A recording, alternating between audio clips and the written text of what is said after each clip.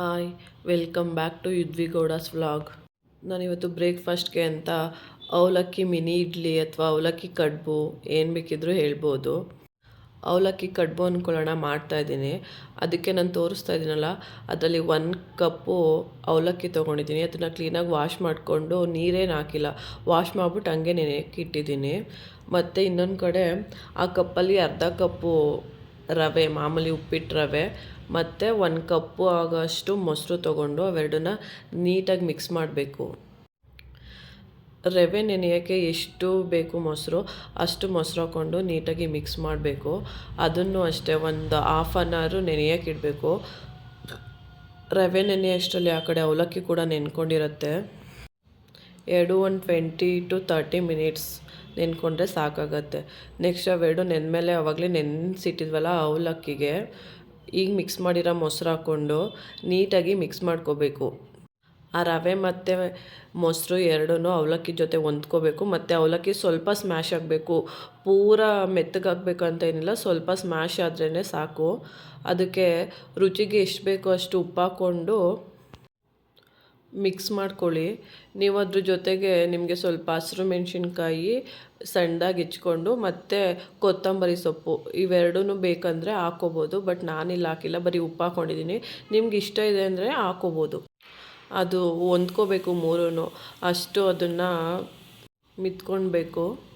ಅದಕ್ಕೆ ಎಕ್ಸ್ಟ್ರಾ ನೀರು ಹಾಕೋದು ಬೇಡ. ಅವಲಕ್ಕಿಲಿರೋ ತೇವ ಮತ್ತು ಮೊಸರು ರವೆ ಅದ್ರದ್ದು ತೇವನೇ ಸಾಕಾಗತ್ತೆ.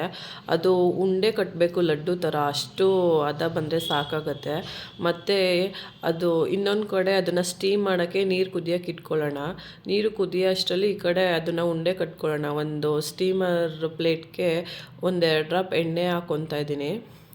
ನೆಕ್ಸ್ಟು ಅದನ್ನು ನೀವು ಯಾವ ಶೇಪಲ್ಲಿ ಬೇಕಾದರೂ ಮಾಡ್ಕೋಬೋದು. ಕಡುಬು ಥರ ಉಂಡೆ ಅಥವಾ ಸಣ್ಣಕ್ಕೆ ಉಂಡೆ ಮಾಡ್ಕೋಬೋದು, ಇಲ್ಲ ಲಡ್ಡು ಥರ ಮಾಡ್ಕೋಬೋದು, ಅಥವಾ ವಡೆ ಥರನೂ ಮಾಡ್ಕೋಬೋದು. ನಾನಿಲ್ಲಿ ವಡೆ ಥರ ಶೇಪ್ ಕೊಟ್ಕೊತಾ ಇದ್ದೀನಿ. ಅದನ್ನು ಫುಲ್ಲು ಎಲ್ಲ ಥರ ಶೇಪ್ ಕೊಟ್ಕೊಂಡು ಈ ಕಡೆ ನೀರು ಕುದ್ಮೇಲೆ ಅದನ್ನು ಸ್ಟೀಮ್ ಮಾಡೋಕ್ಕೆ ಇಡಬೇಕು. ಅದು 10 to 12 ಮಿನಿಟ್ಸ್ ಸ್ಟೀಮ್ ಆದರೆ ಸಾಕಾಗತ್ತೆ. ಅದು ಸ್ಟೀಮ್ ಆದಮೇಲೆ ಅದನ್ನು ತಣ್ಣಗಾಗಕ್ಕೆ ಇಟ್ಕೊಂಡು, ಅಂದರೆ ಸ್ವಲ್ಪ ಸೈಡ್ಗೆ ಎತ್ಕೊಂಡು ಇನ್ನೊಂದು ಕಡೆ ಪಾತ್ರೆಗೆ ಒಗ್ಗರಣೆ ಹಾಕ್ಕೊಳ್ಳೋಣ. ಒಗ್ಗರಣೆಗೆ ಒಂದು ಪ್ಯಾನ್ ಇಟ್ಬಿಟ್ಟು ಆ ಪ್ಯಾನ್ಗೆ ಸ್ವಲ್ಪ ಎಣ್ಣೆ, ತುಪ್ಪ, ಬೆಣ್ಣೆ, ಒಗ್ಗರಣೆಗೆ ನಿಮ್ಗೆ ಏನು ಇಷ್ಟ ಇದೆಯೋ ಅದು ಹಾಕ್ಕೋಬೋದು. ಬರೀ ಎಣ್ಣೆನೇ ಹಾಕ್ಕೋಬೇಕು ಅಂತ ಏನಿಲ್ಲ. ಎಣ್ಣೆಗೆ ಸ್ವಲ್ಪ ಸಾಸಿವೆ, ಕರಿಬೇವು ಹಾಕ್ಕೋಬೇಕು. ಸಾಸಿವೆ ಸಿಡಿದ್ಮೇಲೆ ಕಡಲೆಬೇಳೆ, ಉದ್ದಿನಬೇಳೆ ಹಾಕ್ಕೊಳ್ಳಿ ಒಗ್ಗರಣೆಗೆ.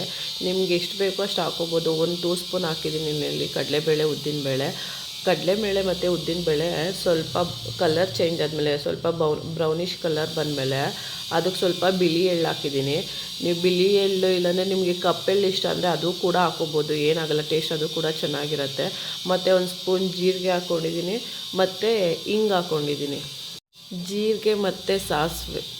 ಜೀರಿಗೆ ಮತ್ತು ಎಳ್ಳು ಎರಡು ಒಂಚೂರು ಚಿಟಪಟ ಅನ್ನೋ ತನಕ ಅದನ್ನು ಫ್ರೈ ಮಾಡ್ಕೋಬೇಕು.